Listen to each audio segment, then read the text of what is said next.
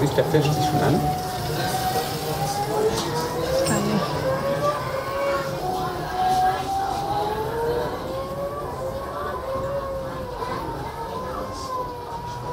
Moin Moin zur neuen Folge von Gerrits Tagebuch. Es wird eine der wichtigsten Folgen oder eine Trauerfolge. Das wissen wir noch nicht genau. Denn, wie ihr wisst, sind wir seit über 8 Jahren dabei, kleine Formel-1-Autos hier in Monaco, wirklich so klein, ohne Motor, zum Rennen zu bringen. Also Rennen meint, sich zu überholen und so weiter und so fort. Ihr könnt ja mal, die es noch nicht kennen, die alten Folgen sich anschauen. Das ist wirklich ein weiter Weg bis heute gewesen. Denn heute ist der Tag, wo wir alle Platinen eingebaut haben. Es sind zwar noch 3 Defekte dabei, die werden noch vom Hersteller noch mal überarbeitet, aber wir träumen davon, dass wir heute wirklich die allererste Formel-1-Runde hier in Monaco fahren. Trotz der kaputten Platinen. Ihr werdet es sehen, wenn ich am Ende bei der Abmoderation das gleiche T-Shirt anhabe wie jetzt, dann haben wir das im Laufe des heutigen Tages komplett durchgedreht und mit einem tollen Ergebnis zum Abschluss gebracht. Ich glaube aber, dass ihr während dieser Folge mehrere T-Shirts sehen wird, denn es wird sich wahrscheinlich über viele Tage, wenn nicht Wochen hinziehen, bis wir, und das will ich als erklärtes Ziel dieser Folge, eine Runde gefahren sind. Fangen wir an.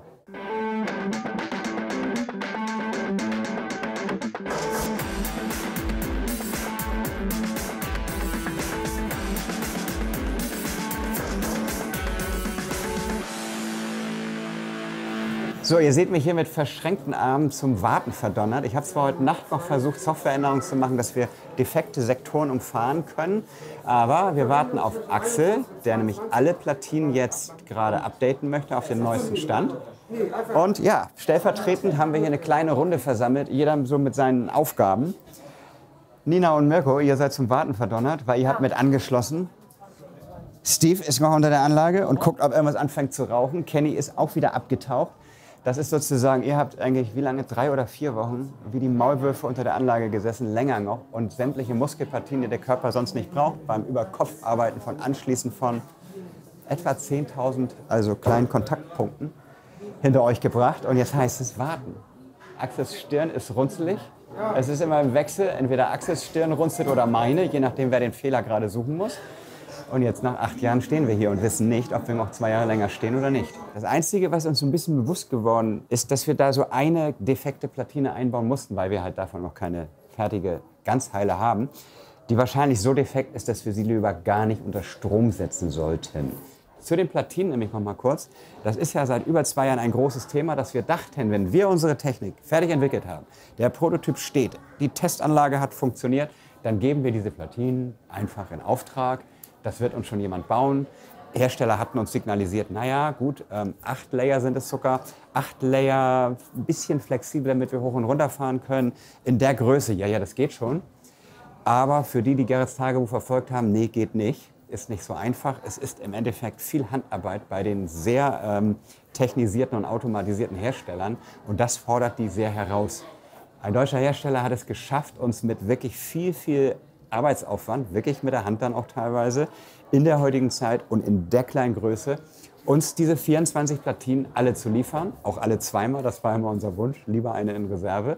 Und tatsächlich sind es 3, 1, 2, 3 dort hinten, wo wir noch kein fertiges, ganz heiles Exemplar haben. Bei der 1, bei der 8er, da sind nur 2 Sektoren kaputt. Bei der 10er sind fast alle kaputt und in der zweiten Version, also wir haben sie alle zweimal bekommen, die ist zwar ein bisschen besser, aber die haben wir zurückgeschickt, weil die lässt sich vielleicht reparieren. Und hier bei der 12er vorne sind, glaube ich, 7 oder 8 Sektoren kaputt. Das heißt, wir werden uns eventuell an die 12er rantrauen und gucken, ob sie raucht. Wenn sie nicht raucht, könnte es sogar sein, dass mit verminderter Magnetkraft, da sind dann 1 oder 2 Phasen, nennt sich das, kaputt, wir trotzdem ein Auto rüber bewegen können, aber ich weiß ja nicht, ob ich mich die 10 traue. Also ihr tendiert auch zu Nein, oder? Weil es ist einfach, da sind Kurzschlüsse drauf. Und Kurzschlüsse, das kann sein, dass einfach nur kein Strom fließt da lang, wo er soll, sondern gar nicht.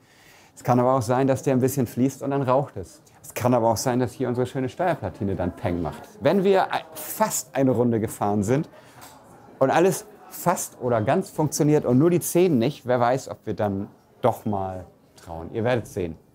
Ja, ich würde sagen, danke für eure Geduld, denn ich habe mittlerweile nicht nur das T-Shirt gewechselt, sondern sogar die Frisur. Das heißt, es sind ein paar Tage ins Land gezogen. Wir suchen Fehler. Wir wissen es nicht genau. Wir haben eine neue Anlage, die ist komplett neu im Betrieb. Und der Vorteil, aber gleichzeitig auch der Nachteil, wenn man 8 Jahre sich für etwas Zeit nimmt, ist, man hat ständig neue Ideen. Und in den letzten Wochen hatten Axel und ich gute Ideen, um das alles noch schneller und robuster zu machen. Robust hat aber nicht geklappt. Wir suchen gerade den Fehler, aber bei mir liegt oder bei Axel liegt, dass die Autos maximal 10 bis 15 Zentimeter weit fahren. Gehen wir aber auf die alte Softwareversion zurück, fahren sie relativ zuverlässig.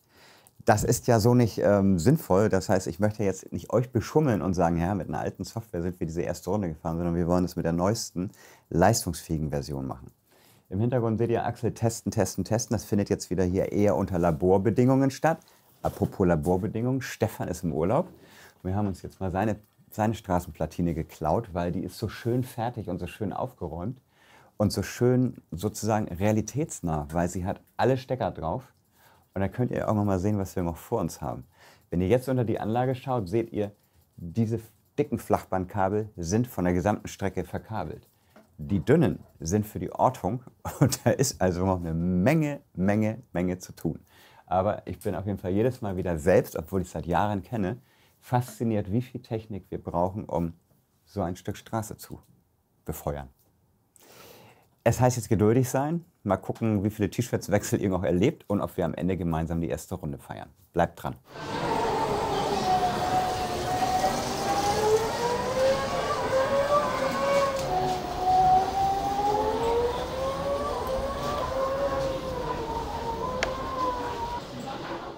Ja, das ist jetzt spannend, ne? Also der ist aus dem Sektor rausgefahren. Ich habe auch keine Fehlermeldung. Also das könnte ein seltener physikalischer Fehler sein. Die machen mir allerdings mehr Sorgen. Der Unterschied ist, wenn wir als Programmierer, also Axel und Gerrit, Fehler machen, Softwarefehler, dann habe ich Fehlermeldungen oder ich sehe, dass das Unfug war, was wir gemacht haben. Dann ist immer die Hoffnung, dass man diesen Softwarefehler irgendwann findet. Bei physikalischen Fehlern, sprich, dass der wirklich von der Anlage geflogen ist, das sind die, die mir Angst machen.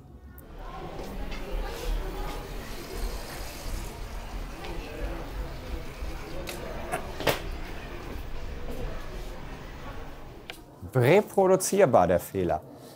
Es ist ja identisch da rausgeflogen. Warum? So, waren hier nicht ein paar Sektoren kaputt? Ja. Was hat er? Kaputten Stecker?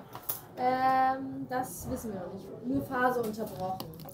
Das freut mich gerade, weil wir haben hier nicht in unseren Aufzeichnungen geguckt, dass dieser Sektor, wo der jetzt zum zweiten Mal abgehauen ist, defekt ist. Ich sperre ihn. Er kann dann nicht so schön hier überholen, aber mal gucken, was er draus macht. Wir versuchen es mal mit gesperrtem Sektor. Ja. Ah! Du, ist da noch einer kaputt? Sieht alles super aus. Jetzt will er nach innen ziehen und überholen. Da zieht er nach innen.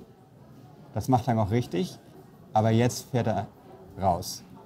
Wir können die Autos nur seitlich fahren. Das heißt, wir können das Auto immer nur geradeaus oder seitlich fahren.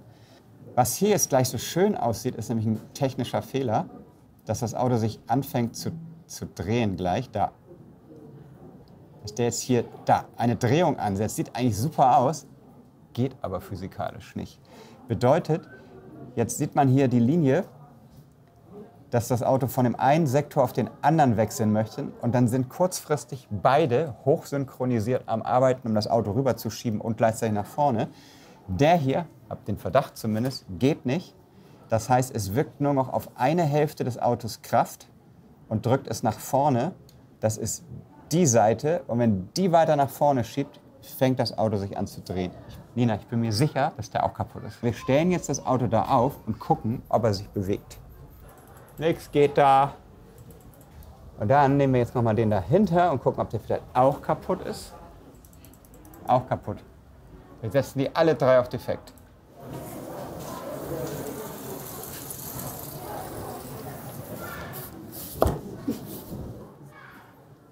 Jetzt werden wir gelingt, glaube ich. Also ich gehe jetzt mal zurück zum Rechner und werde da eine Fehlermeldung sehen. Ha! Berechnungsfehler und hoffentlich, ja, genau an der Stelle. Axel und Gerrit betteln seit Wochen darum, wer ist schuld an welchem Softwarefehler. Hier haben wir definitiv einen Softwarefehler. Also nicht defekt in der Anlage. Nina, du bist raus. Der geht mal nicht auf euch. Also weil wir haben Fehler in der Anlage, technisch. Leider mehr, als wir gehofft haben. Da sind einige eventuell sogar Platinendefekte. Wäre schlimm, weil das würde bedeuten, dass es uns zeitlich nach hinten schmeißt. Andere sind eventuell kalte Lötstellen beim Auflöten der Stecker oder Verkabelungsprobleme. Da suchen wir und suchen wir und suchen wir und tasten uns Stück für Stück ran. Wir haben jetzt gerade wieder 9 gefunden, ja gerade. Was wir aber auch haben, ist halt der Battle zwischen Axel und Gerrit um die Softwarefehler. Weil, wenn ich die Befehle, das Rennen sozusagen choreografiere und generiere, schicke ich die zu Axel. Das sind so viele Befehle, dass wir eine 1 Megabit Leitung brauchen, um die dringend da überhaupt hinzubringen in die Anlage, die Befehle. Also es sind sehr viele Befehle, sehr schnell hintereinander. Dann haben wir in der Anlage, ich glaube es sind Tausende mittlerweile, müsste man sogar sagen, Mikrocontroller, die über die Datenleitung verbunden sind, sich gegenseitig wieder Informationen hin und her schieben, um eins zu tun. Innerhalb eines Sektors, das sind ja diese kleinen Quadrate auf der Strecke, ein Auto zu bewegen. Und zwar in jetzt exakt der Geschwindigkeit, wie von mir gewünscht ist. Und schwierig wird es immer, wenn das Fahrzeug in den nächsten Sektor soll oder genau zwischen 2 Sektoren fährt und 2 Sektoren also gemeinschaftlich zusammenarbeiten müssen. Dann müssen die sich synchronisieren. Das ist die eine große Herausforderung. Und die zweite ist, dass ich niemals, während ein Auto noch den Sektor verlässt, der davor oder so vielleicht noch mithilft, weil es sich um den Übergang handelt, schon das nächste Auto in den gleichen Sektor schicke, während der noch an dem vorherigen arbeitet. Klingt jetzt erstmal simpel, gibt aber 2 Probleme. Erstens die Zeit, wir reden über Nanosekunden, die ich natürlich gerne, ich möchte dicht auffahren, Axel möchte gerne, dass ich ganz weit weg bleibe mit dem nächsten Auto, damit er in Ruhe das erste da rausfahren kann.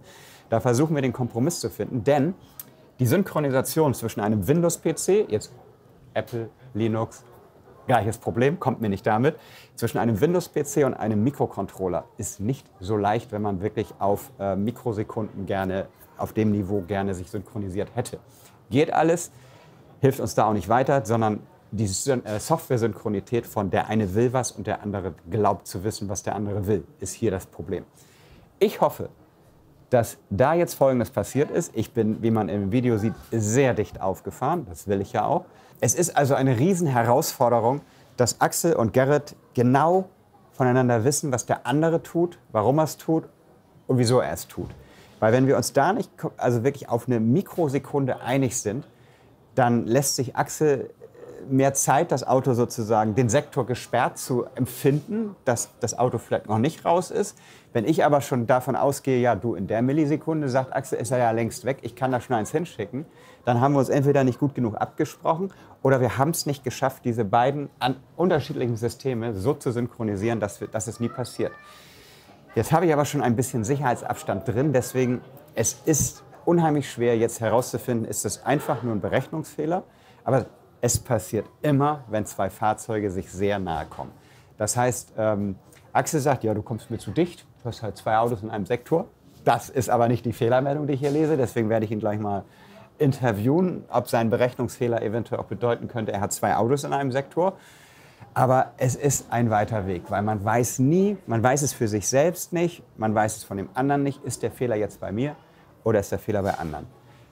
Deswegen brauchen wir auch so lange gerade. Weil das ist ja etwas, das wir hier über längere Sektoren, also wirklich über ja, fast 2/3 der Anlage, mit 2 Autos fahren können, ist halt neu. Das konnten wir vorher nur simulieren. Und in der Simulation hilft man sich ja gerne auch ein bisschen selbst, dass das alles schon so funktioniert. Also sprich, man simuliert ja das, was man annimmt vielleicht dann und dann funktioniert alles. Hier erleben wir jetzt oftmals genau solche Abstürze oder wie auch immer, wenn die Autos sich super nahe kommen und wenn der eine gerade zum Überholen ansetzt. Der Weg wird weit und ich kann nicht versprechen, wie lange er denn noch geht. Aber wir werden jetzt trotzdem, bevor ich zu einem ersten Fazit komme und zum T-Shirt-Thema und warum ich heute ein Hemd anhabe, testen wir nochmal. Ich will noch hier ein Überholmanöver sehen.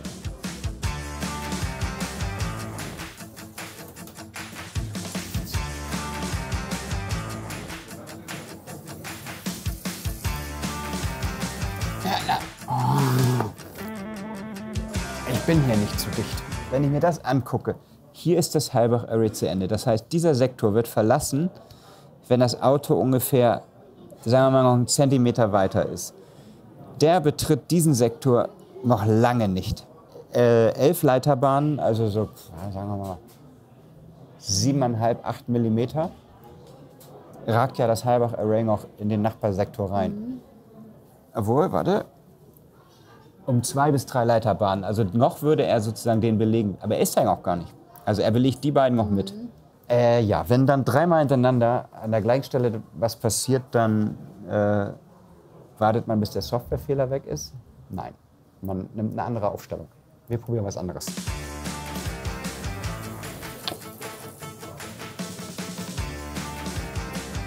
Ja, ja, ja, ja, ja, ja. Oh. Geil, es läuft, es läuft. Das sieht doch gut aus. Ah.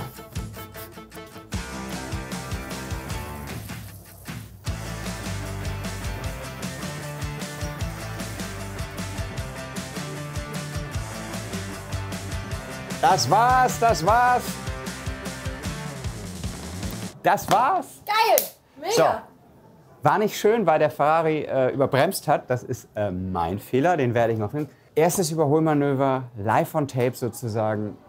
Ich freue mich sehr, auch wenn der Weg noch steinig ist. Und ich muss es hier nochmal betonen, wir haben in den letzten Wochen so viele Probleme, auch tatsächlich noch mit den Platinen. Auch wenn sie alle da sind, warten wir auf 3 neue, die defekt sind.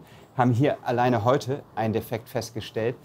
Der Weg ist noch super, super weit und steinig. So weit, dass ich auch heute noch nicht weiß, ob es jemals Formel 1 in Monaco fertig im Dauerbetrieb geben wird. Wir kämpfen dafür.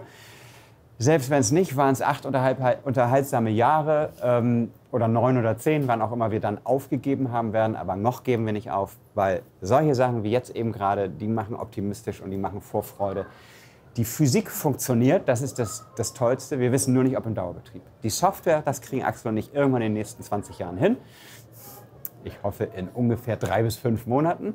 Wir haben nämlich jetzt ein bisschen Zeit, weil die Ortung ist der nächste Schritt. Wir wissen, dass die Anlage physikalisch funktioniert. Das Wichtigste war nämlich, lassen sich die Platinen wirklich biegen und gehen dabei nicht kaputt. Und lassen sie sich am Ende wirklich so verbinden, dass die Autos rüberfahren können. Und wenn wir einmal rum sind, kommen wir auch wirklich so wieder an, dass wir auch bei der letzten Verbindung, die den Kreis schließt, wieder komplett eben sind. Ja, sind wir. Reicht der Strom? Könnt ihr das verkabeln unter der Anlage? Ist das vom Platz her möglich? Klappt die Kommunikation über so weite Strecken? Auch wenn die Züge fahren, das haben wir ausprobiert, die sehr viel EMV-Störungen aussenden. Klappt das alles? Da ist überall ein Haken hinter, sodass wir jetzt die Anlage komplett wieder ausbauen. Warum? Wir bauen sie wieder aus, um auf der Rückseite die fast 3000 Ortungsplatinen festzuschrauben, dann die Stecker dran zu löten. Und am Ende baut ihr sie wieder ein, in ungefähr 6 Wochen. Und dann gehen 7 bis 10 Wochen, schätzen wir, Verkabelungsarbeiten, wirklich 3000 Platinen mit der Huckepack Masterplatine zu verbinden. Wir werden uns nochmal wiedersehen zwischendurch. Ich werde euch mit anderen Themen bei Laune halten, vielleicht auch mit positiven Schritten in der Software oder wie auch immer.